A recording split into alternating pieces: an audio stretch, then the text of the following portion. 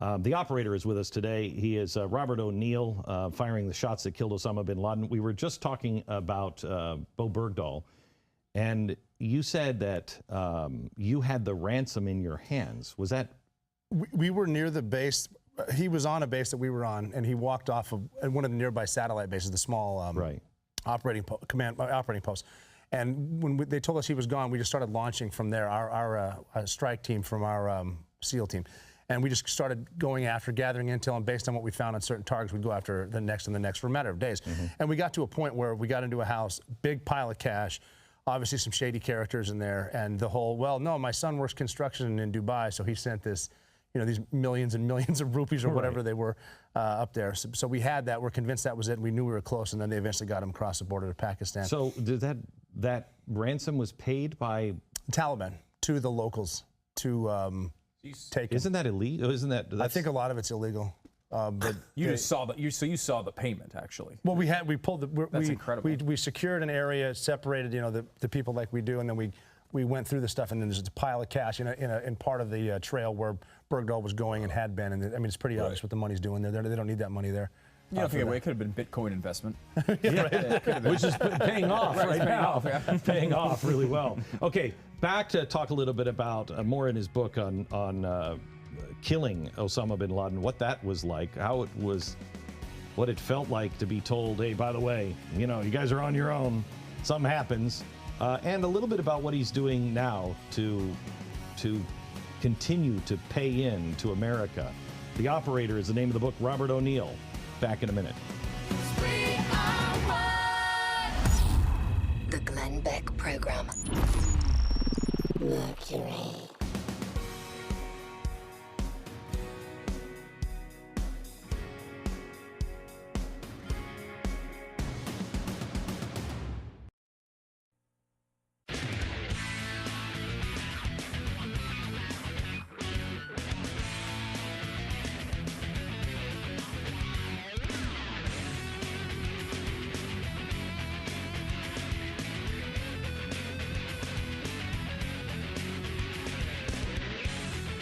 The Glenn Beck Program.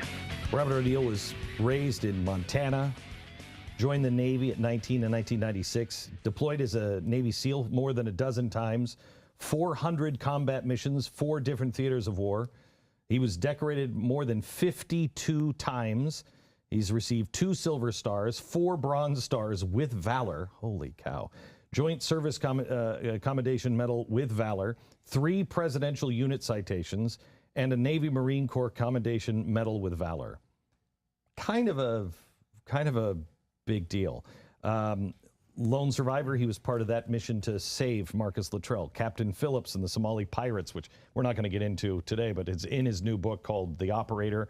I'd love to hear about that. That is one of the most remarkable shooting I've ever seen. Just getting there, from a kiss on my daughter's forehead in her preschool for an Easter tea party to the Indian Ocean in less than 16 hours.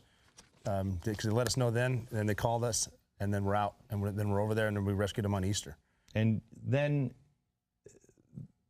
probably if somebody would have actually gone in and killed Adolf Hitler, those guys would have been known as, you know, known forever. That story would have been told.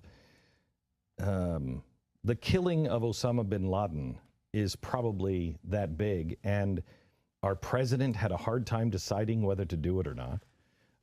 When you guys went in, it's my understanding, he said, don't call the State Department, you're on your own. If things go wrong, you're on your own. Is that true? I'm not sure how it went down with that. I know there were, we had talks amongst the group what would happen if we ran out of fuel and had to negotiate our ways out.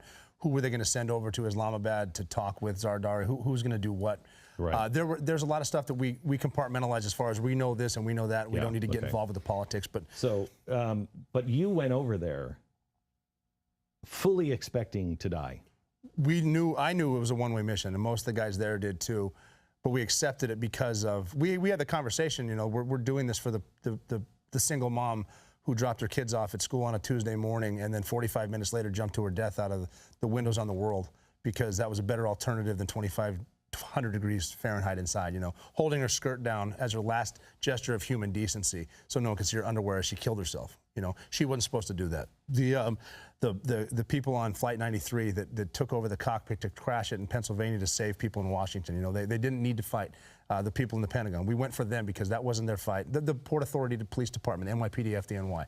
You know, that day, we were asked to take out the guy that funded that laughed about it, that, you know, that thought it was part of his time on Earth. We went for that. So we accepted the one-way mission. Because this is your life at stake here. Yes. Right? Is it offensive when you hear, say, Joe Biden say this is the most difficult decision in 500 years? I mean, this is if you had only a 1% chance of success and you knew there was a 99% chance that you were going to die, would you still have wanted to go on that mission? We didn't call dying. Dying didn't mean we didn't succeed. We knew that if I even moved myself from the perimeter to the rooftop team that was going to land there, and we called ourselves the Martyrs Brigade, tongue in cheek, because once we get on the rooftop, the whole building's going up. But we're going to. You thought they would blow it up? He would blow it up. If anyone's going to kill himself in a house-born improvised explosive device, it's Osama bin Laden. But we accepted that because we got him. I mean, it's better. We're going to die eventually, and we might as well get this guy for everybody else. Okay, so you climbed up a stairwell. Yes. And you come to the 3rd floor, and you say you come around the corner, and there standing in front of you is a guy who is skinnier than I thought and taller. But how I got there was incredible. Because we didn't land where we were supposed to, I was sort of in the back, and I watched my team work. And watching other guys, knowing this is their last day on Earth, watching them still do their jobs methodically, slow as smooth, smooth as fast, get through this door, get through that door, went up the stairs, cleared some more rooms. And then when we finally got to the top, I was right in the front with one guy in front of me. And he went up the stairs knowing there were suicide bombers. He opened a curtain and jumped on what he thought were suicide bombers. So I watched a guy jump on the grenade that didn't go off. And that's historically heroic. He did that, and I turned the corner just based on what it's not like I came through the skylight and saved the day. I just did what every other special operator would have done, and there was bin Laden. And he's taller, 6'3", skinnier, short beard, gray hair. That's his nose. He's a threat. He's not surrendering. And he's standing behind his wife's wife. And he's sort of pushing her towards me. And he's a matter of feet away.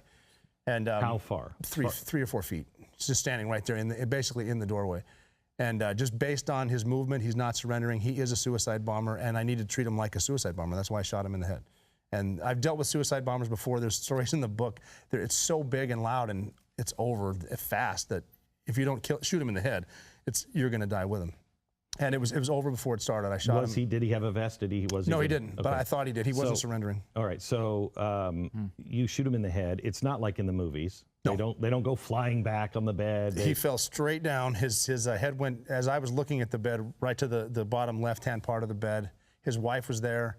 And I grabbed her to move her aside, gave her a brief search, sat her on the bed. And I remember looking over, and his son was standing there like a 3-year-old. And I remember as a father just thinking, this poor guy has got nothing to do with this. And I picked him up and then moved him.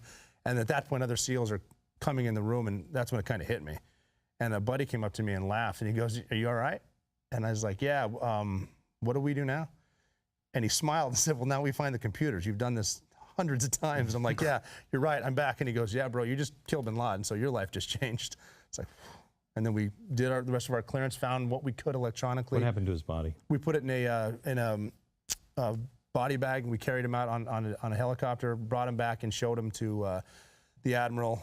Some of the analysts brought him to another spot. The FBI did a lot of DNA tests on him and photos and things, and then we handed him off to some Rangers. They flew him out to the Persian Gulf and then disposed of him. And that was it. It was a good call, too. People ask about that, too. And I get all the wild conspiracy theories about he was this and he was that and you didn't kill him. And it's like, I'm telling you, he is in the freezer next to Walt Disney and the Jungle Book cruise right there. That's what's happening.